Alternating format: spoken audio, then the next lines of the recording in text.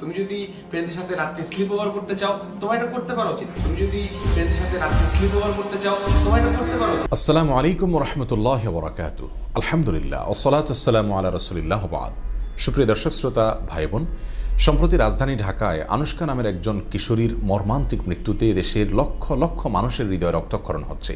তার পরিবারে নেমে এসেছে শোকের ছায়া। আনুশকার মতো সম্ভাবনাময়ী মেয়েরা এতটা মর্মান্তিকভাবে কেন হারিয়ে যাচ্ছে?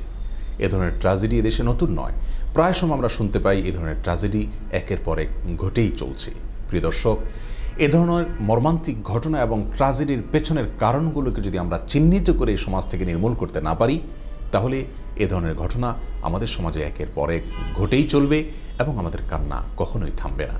প্রিয় দর্শক, আমরা জানি আমাদের সমাজে এক শ্রেণীর মানুষ, তারা এ সমাজের কিশোর কিশোরীদেরকে, তরুণ তরুণীদেরকে বিবাহ বহির্ভূত সম্পর্ক করবার জন্য প্রেরণা যোগায় এবং তাদেরকে নানাভাবে একে অন্যের সঙ্গে একান্তে মিলিত হওয়া এবং একে অন্যের সঙ্গে সময় কাটানো, অবৈধ সম্পর্ক করা, এমনকি দৈহিক সম্পর্ক করার বিষয়টিকে তারা কোনোভাবে দোষণীয় হিসাবে দেখাতে চাইছেন না।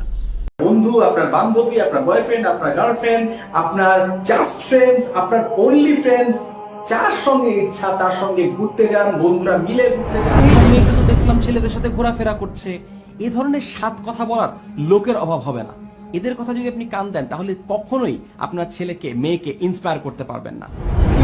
ফ্রেন্ডের সাথে তোমার যাইতে পারা উচিত। তুমি যদি ফ্রেন্ডের সাথে রাত্রে স্লিপ ওভার করতে চাও তোমার এটা করতে পারা উচিত। তুমি যদি ফ্রেন্ডের সাথে রাত্রে স্লিপ ওভার করতে চাও তোমার এটা করতে পারা উচিত। প্রিয় দর্শক, আমরা মনে করি এ ধরনের ঘটনার পেছনে মূল কারণ হলো এই সমস্ত মানুষের এই অসুস্থ চিন্তা সমাজের সর্বস্তরে, বিশেষ করে যুব সমাজ এবং তরুণদের মধ্যে ছড়িয়ে দেওয়া এবং চাপিয়ে দেওয়া।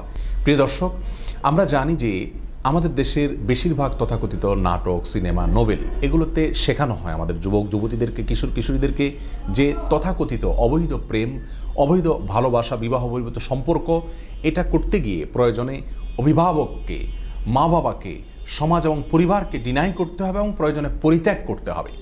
তথাকথিত প্রেমকে জয় করতে হবে।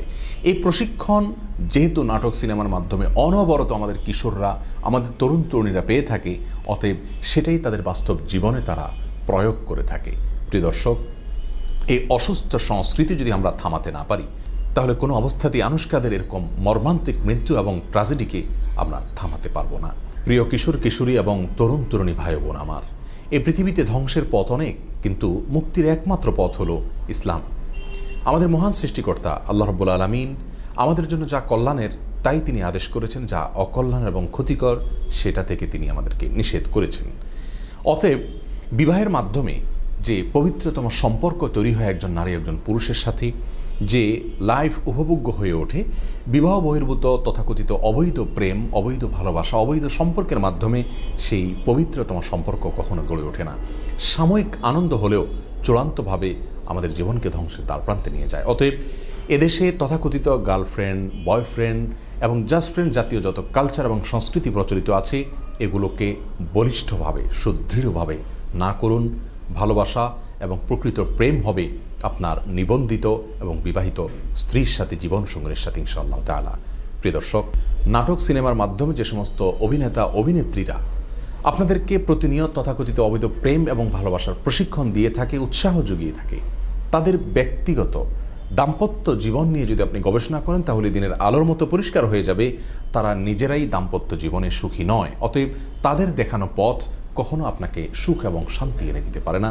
বিধায় অশ্লীলতা, অসভ্যতা, নোংরামি, বিবাহ বহির্ভূত সম্পর্ককে বলিষ্ঠভাবে, সুদৃঢ়ভাবে না করুন।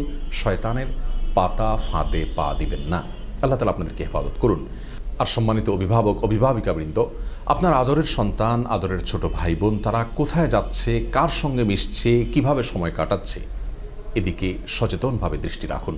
যারা আপনার সন্তানের তথাকথিত স্বাধীনতার নামে একটু আধটু করার অনুমোদন দিয়ে থাকে বা এগুলোর জন্য আপনাকে উৎসাহ জুগিয়ে থাকে, তারা আপনার এবং আপনার পরিবারকে ধ্বংসের দ্বার প্রান্তে নিয়ে পৌঁছাবে।